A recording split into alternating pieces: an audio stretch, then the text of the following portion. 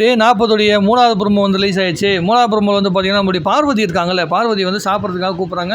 பார்வதி லேட்டாக வந்தோன்னே இதே மாதிரி தான் எல்லா விஷயத்தையும் பண்ணி லேட் பண்ணி ஏதாவது ஒன்று பேசுகிறேன், அதை பேசுகிறேன், இதை பேசுகிறேன்னு டைம் பாஸ் பண்ணி வந்து வேலை செய்யாமல் தப்பிச்சுன்னு இருக்கிற பார்வதி அப்படிங்கிற மாதிரி வந்து கனி சொல்கிறாங்க.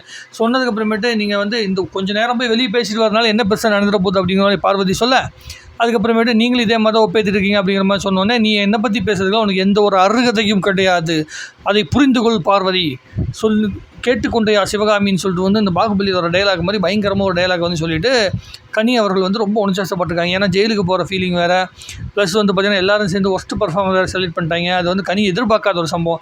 நம்மளும் என்னென்னமோ ஆக்கி போட்டுட்டு கிடக்கிறோம், நம்ம தூக்கிட்டு வந்து ஒஸ்ட் பர்ஃபார்மில் போட்டாங்களே அப்படின்னு வந்து கனிக்கு ரொம்ப ஃபீலிங் ஆகி போச்சு போல இருக்குது. அதனால் இப்போ வந்து ஒரிஜினல் முகத்தை நான் காட்டி தான் ஆகணும். உள்ளுக்குள்ளே எத்தனை நாளைக்கு தான் நான் உள்ளுக்குள்ளே வச்சுருக்குது, நான் வெளியே பார்த்துட்டு இருக்குதாண்டா சாதாரண வந்து தெய்வத்தாய் மாதிரி இருப்பேன். ஆனால் உண்மையாலே வந்து பார்த்திங்கன்னா பாகுபலியில் இருக்கிற சிவகாமி மாதிரி நான் வந்து பவர்ஃபுல்லான ரகடான தாய்டா அப்படிங்கிற மாதிரி வந்து கனி அவர்கள் வந்து பயங்கரமான ஃபீலிங்கில் வந்திருக்காங்க. ஸோ என்ன சண்டைகள் வரப்போகுது, இதெல்லாம் பெருசாலாம் ஒன்றும் வராது. இது முன்னாடியே பெரிய கலவரமே ஓடிச்சு. தர்பூசணியை போட்டு பொழந்தாங்க. அது ஒரு 10 நிமிஷத்தில் அந்த வீடியோ வரும் பாருங்கள்.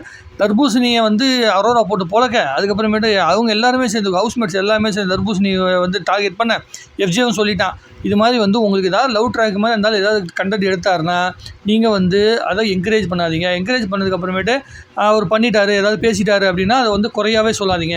நீங்கள் இடம் கொடுக்கறனால தான் அந்த ஆள் பண்ணினுக்கிறாரு, இடம் கொடுக்கலன்னா பண்ண மாட்டான் அப்படிங்கிற மாதிரி வந்து சொல்லிட்டான் எஃப்ஜே. அதுக்கப்புறம் அதை வந்து பல பேர் வந்து காதில் வாங்கினாங்க, பல பேர் காதில் வாங்கலை. ஸோ தர்பூசணி வந்து எல்லா இடங்கள்லையுமே வந்து லாக் செய்யப்பட்டிருக்கிறது.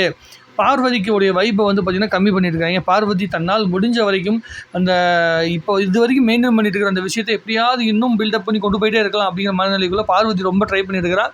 அது எந்தளவுக்கு பார்வதிக்கு ஒர்க் அவுட் ஆகுது அப்படின்னு தெரில. அந்த ரேஞ்சில் ஒர்க் அவுட் இதே ரேஞ்சில் போயிட்டு இருந்துச்சுன்னா கமருதீன் சப்போர்ட்டும் கிடையாது. கமருதீன் வந்து பார்த்திங்கன்னா பார்வதி இருக்கிற நேரத்தில் வந்து அரோராக்கு சப்போர்ட்டை போய் நிற்கிறான். அது பார்வதிக்கு இன்னும் டிசப்பாயின்மெண்ட்டை கொடுத்துருக்கோம்.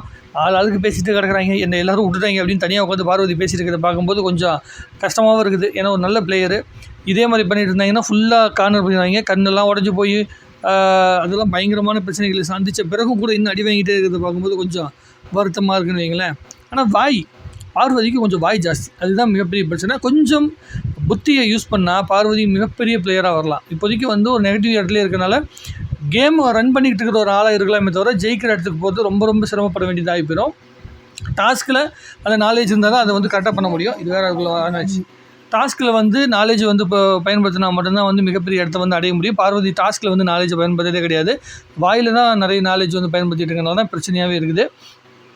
மற்றபடி எல்லோரும் ஒவ்வொரு அஜெண்டாவில் ஒர்க் பண்ணிட்டுருக்காங்க. இந்த வாரமும் வீட்டு தலை அப்படிங்கிற இடத்துல சபரி எவ்வளோ ட்ரை பண்ணால் இது வீடே கிடையாதுல்ல. இந்த வீட்டுக்குள்ளே இருக்கிற எல்லாருமே உள்ளுக்குள்ளே உட்காந்து சும்மா தான் உட்காந்து என்ன சொல்கிறது இடத்த தேய்ச்சிட்டு கிடக்குறாங்க. அதனால் இவங்களை வச்சுட்டு ஒன்றும் பெருசாக வந்து முயற்சி பண்ண முடியாது. எதை சொன்னாலும் அதில் ஒரு குறையை கண்டுபிடிப்பது மட்டும்தான் எங்களுடைய வேலையாகவே இருந்திருக்குது. ஸோ அதனால் ஒன்றும் பெருசாக செய்ய முடியல. பார்ப்போம் நாளைக்கு விஜய் சேதுபதிக்கு என்ன கண்டென்ட் கொடுக்க போகிறாங்க, அந்த கண்டென்ட் வச்சு விஜய் சேதுபதி என்ன செய்ய போகிறார் இவரை அப்படிங்கிறத பொறுத்து பார்க்கணும். உங்களுக்கு என்ன தோணுது அப்படிங்கிறத வந்து கமெண்ட் எழுதுங்க. அதை வந்து டீட்டெயிலாக உட்காந்து பேசலாம். எனக்கு இவ்வளோ தான் தோணுச்சு. இவங்க 2 பேர் சண்டையில் ஒரு பெரிய சண்டையே கிடையாது. பார்வதிக்கு வந்து கனி ஒரு ஆளே கிடையாது. கனி வந்து இந்த பிக் பாஸில் ஆளே கிடையாது. அந்த சமையல் ரூமில் இருக்கிற அந்த கரண்டி கையிலேருந்து பிடிக்கிட்டிங்கன்னா கனி ஒரு ஆளே கிடையாது.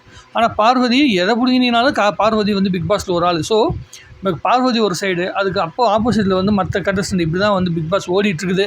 ஸோ இதை எந்த அளவுக்கு பார்வதி இன்னும் பல்ஸ் கொண்டு வருவாங்க, இன்னும் பெரிய இடத்துக்கு கொண்டு வருவாங்க அப்படிங்கிறத பொறுத்து வந்து பார்க்கலாம்.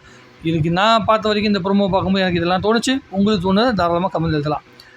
நன்றி, வணக்கம்.